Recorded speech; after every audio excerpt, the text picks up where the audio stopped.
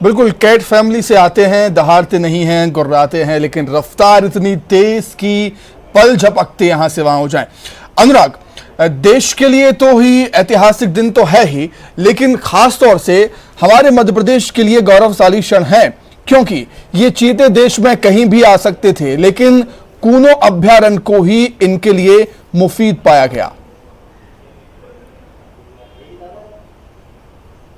बिल्कुल सुमित, देखिए सबसे बड़ी बात है कि मध्य प्रदेश वाइल्ड लाइफ में एक अपनी अलग पहचान बनाता हुआ जा रहा है। पहले टाइगर स्टेट के रूप में मध्य प्रदेश की पहचान थी, सबसे ज़्यादा टाइगर वाला मध्य प्रदेश एकमात्र राज्य देश का। इसके अलावा लेपर्ड स्टेट के नाम से भी अब मध्य प्रदेश का नाम जो है पन्नों में, इतिहास के पन्नों में दर्ज हो चुका है। लेकिन सबसे बड़ी बात कि कूनो पालपुर की जगह कैसे मुफीद चीतों के लिए हो गई है, इसको लेकर ना सिर्फ दक्षिण अफ्रीका बल्कि मध्य प्रदेश और जो केंद्र सरकार के अफसरों का दल है उसने भी लगातार निरीक्षण किया। जो अनुकूल वातावरण, जो रहवास चीतों के लिए चाहिए, उसको डेवलप वहां पर किया गया, क्योंकि काफ़ी तेज रफ्तार के साथ 80 से 120 किलोमीटर प्रति घंटे की रफ्तार से चीता दौड़ सकता है। और उसी की रफ्तार के मुताबिक जो खुला मैदान चीतों के लिए ज़रूरी होता है, वो खुला मैदान श्योपुर के कूनो पालपुर में पाया गया। जो घास, जो लैंड घास होती है, वो जो है चीतों के लिए अनुकूल होती है, और वो सिर्फ अभी तक कूनो पालपुर में पाई गई है, और इसी के तहत कूनो पालपुर का चयन किया गया है। तो कई मायनों में ये बेहद महत्वपूर्ण है। सबसे बड़ी बात है कि जो तमाम तरह के कयास लगाए जा रहे थे कि क्या चीते यहाँ माइग्रेट कर पाएंगे, क्या चीतों के लिए अनुकूल वातावरण होगा, ये अब जवाब आने वाले कुछ महीनों में भी सामने निकल कर आएगा, जब 8 चीतों से कितनी संख्या बढ़ती है और उसके बाद कितने समय तक चीते यहाँ पर रहते हैं। तो ये बेहद महत्वपूर्ण होगा, क्योंकि लगातार वन विभाग ने इस बात को लेकर तैयारी की है कि हर एक चीते के गले में कॉलर आईडी लगाया जाएगा, जिससे उनको ट्रैक किया जाएगा। यानी कि सिर्फ कूनो पालपुर नहीं, बल्कि यदि वो राजस्थान की सीमा में भी यदि दाखिल हो जाते हैं या फिर कहीं और निकल जाते हैं तो उनको ट्रैक किया जाएगा। तो ट्रैकिंग अधिकारियों की टीम को नियुक्त कर दिया गया है। शुरुआती तौर पर उन पर निगरानी जरूर रखी जाएगी। तो न सिर्फ आईडी कॉलर के जरिए उनकी मॉनिटरिंग होगी, बल्कि उनके खाने पीने, घूमने, उनके बर्ताव, उनके हर एक पहलू को बारीकी से मॉनिटरिंग किया जाएगा। और धीरे धीरे, क्योंकि अभी जो प्लान तय हुआ है उसके तहत एक छोटे से बाड़े में चीतों को छोड़ा जाएगा, ताकि वो धीरे धीरे यहाँ के वातावरण में अनुकूल माहौल में ढल सकें और उसके बाद वो शिकार करने के आदी हो जाएं। और उसके बाद धीरे धीरे धीरे दायरा बढ़ाते बढ़ाते उनको बड़े बाड़े में छोड़ा जाएगा, और उसके बाद खुले जंगलों में उनको छोड़ने की भी तैयारी है। तो मध्य प्रदेश के लिहाज से बेहद महत्वपूर्ण दिन है।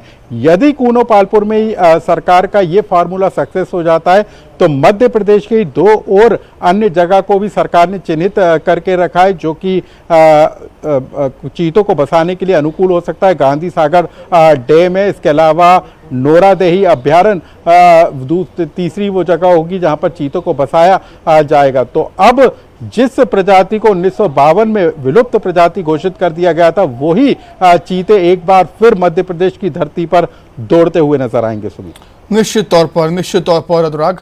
और ग्वालियर से सुशील भी हमारे साथ जुड़ गए हैं। सुशील, चीते तो आ चुके हैं, ग्वालियर एयरपोर्ट पर उतरे, विशेष विमान से लैंड हुए, अब इंतजार है पीएम मोदी का। पीएम मोदी के कार्यक्रम को लेकर क्या कुछ जानकारी आपके पास?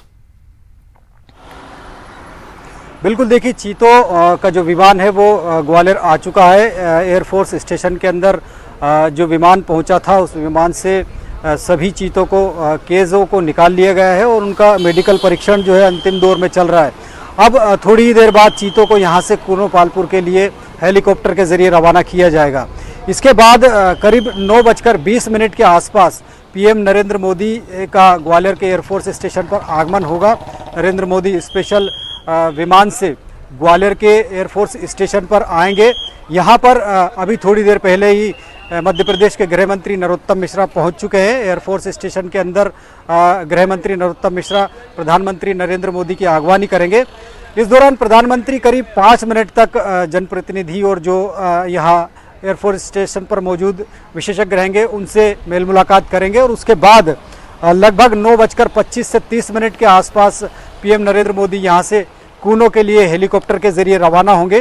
तो निश्चित तौर पर आज गौरव का जो इतिहास का दिन है उसके लिए जो नामी अब चीते आए हैं वो भारत की धरती पर सबसे पहले ग्वालियर में ही उतरे और ग्वालियर से ही अब ये चीते कूनो पालपुर के लिए रवाना हो रहे हैं। और आज बड़ी बात यही है कि देश के पीएम नरेंद्र मोदी का जन्मदिन है और वो ग्वालियर आ रहे हैं। लगभग 9:20-25 के आसपास उनका विशेष विमान ग्वालियर एयरफोर्स स्टेशन पर लैंड करेगा और उसके बाद वे 5 मिनट तक यहाँ मेल मुलाकात के बाद कूनो रवाना होंगे। तो कहीं ना कहीं 52 साल के बाद जो है भारत को वापस चीतों की सौगात मिल रही है और आज पीएम मोदी के जन्मदिन के मौके पर ही ये चीते भारत को सौंपे जाएंगे और कूनो पालपुर में इन चीतों की चहलकदमी शुरू हो जाएगी। तो कहीं ना कहीं आज ये भारत के इतिहास में बड़ा और गौरवशाली दिन है और मध्य प्रदेश के लिए तो एक और भी बड़ा दिन है क्योंकि ग्वालियर चंबल अंचल में कूनो पालपुर में चीते की आमद हो रही है। तो कहीं ना कहीं अब मेडिकल परीक्षण लगभग पूरा हो चुका है चीतों का और अब यहाँ से इनकी रवानगी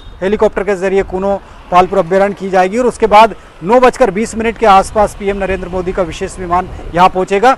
सेना के सभी अधिकारी अंदर मौजूद है, इसके अलावा ग्वालियर जिला प्रशासन के अधिकारी, साथ ही पीएम इन वेटिंग जो मिनिस्टर है गृह मंत्री नरोत्तम मिश्रा वो भी अभी थोड़ी देर पहले एयरफोर्स स्टेशन के अंदर पहुंचे और उन्होंने भी कहा है कि ये मध्य प्रदेश के लिए, देश के लिए गौरवशाली दिन है। आज पीएम का जन्मदिन है, साथ ही चीता की आमद आज के दिन हो रहे हैं। तो कहीं ना कहीं ये इतिहास में एक स्वर्ण अक्षरों में अपने खास दिन के मौके पर एक खास तोहफा पीएम मोदी आज देंगे मध्य प्रदेश को, हमारे देश को। आप दोनों लगातार बने रहिएगा, लगातार हम आपसे जानकारी लेते रहेंगे और इस बड़ी खबर पर mega coverage Madhya Pradesh Chhattisgarh, news 18 Madhya Pradesh Chhattisgarh पर लगातार जारी है।